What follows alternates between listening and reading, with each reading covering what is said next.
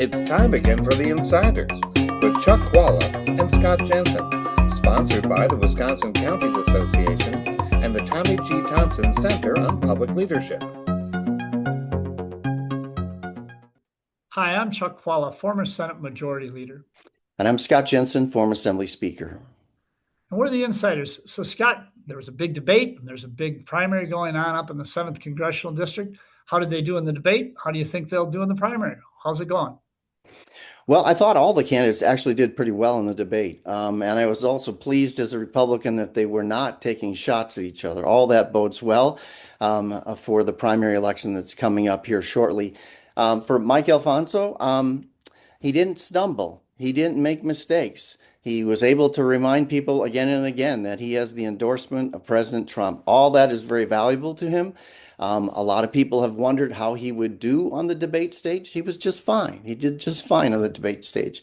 It's interesting. Sometimes the visual of a debate matters.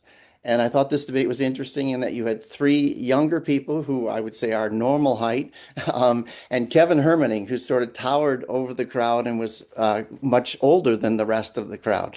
So you kind of had like a perfect visual example of the adult in the room, right? I mean, you had a guy who's had a lifetime of experience in business, been working the grassroots for Republicans for 40 years, gray hair, much taller than the rest. He looked like dad, and the rest of them looked like the siblings.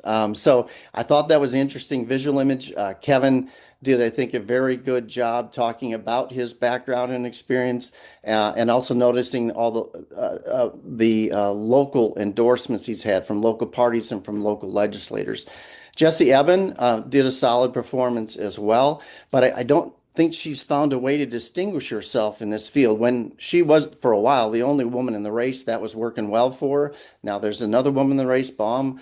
While she's not likely to score many points in this thing, Eben hasn't seemed to have figured out what her brand is, what distinguishes her from all the other candidates, since they all seem to be in agreement on the issues, right? It's other factors that are going to determine who wins here.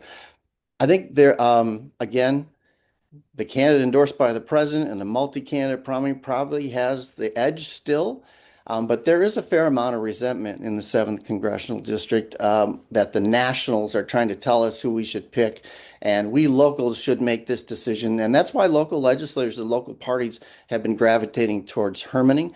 But again, there will be three people trying to split up that vote and one who's got the Trump endorsement. So I think the edge is still with Alfonso, but that Hermaning is the candidate most likely to challenge him for that title.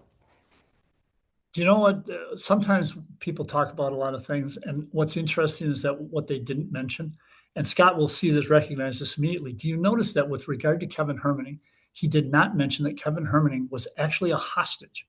That's how he came to his claim to fame. Yep. And where was it? In Iran. Oh, anybody paying attention to Iran these days? Yes, we are. Kevin Hermaning was one of the hostages that was eventually freed.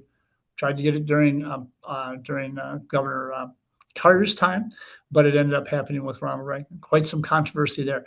But Kevin Hermaning, for a long time, was considered to be and ran for office and was had quite the cachet back at that time. But do you notice Scott didn't even mention it? That tells you how things change. Now, Scott and I are old enough to remember those days. I even had hair back then. But it is such a different world now that we're functioning.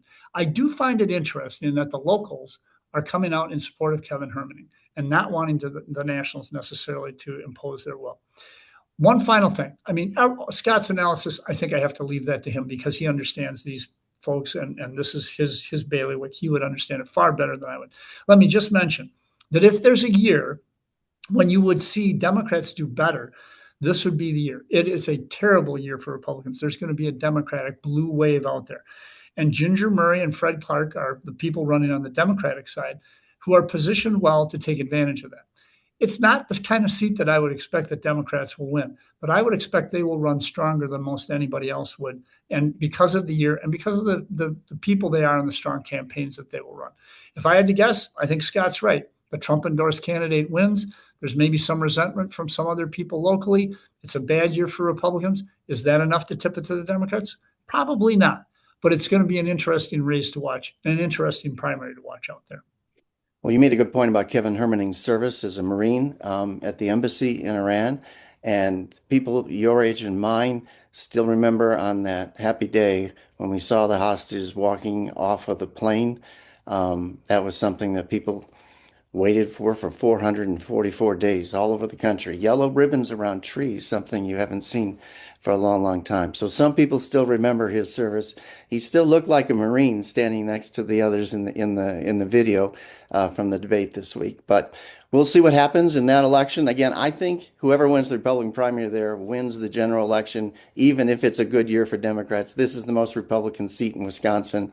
So I think that's going to be the way this one turns out. So August 11th is really important. You can trust Scott's judgment on this one, folks. We'll see you next time. You've been listening to The Insider with Chuck Chvala and Scott Jensen, sponsored by the Wisconsin Counties Association and the Tommy G. Thompson Center on Public Leadership.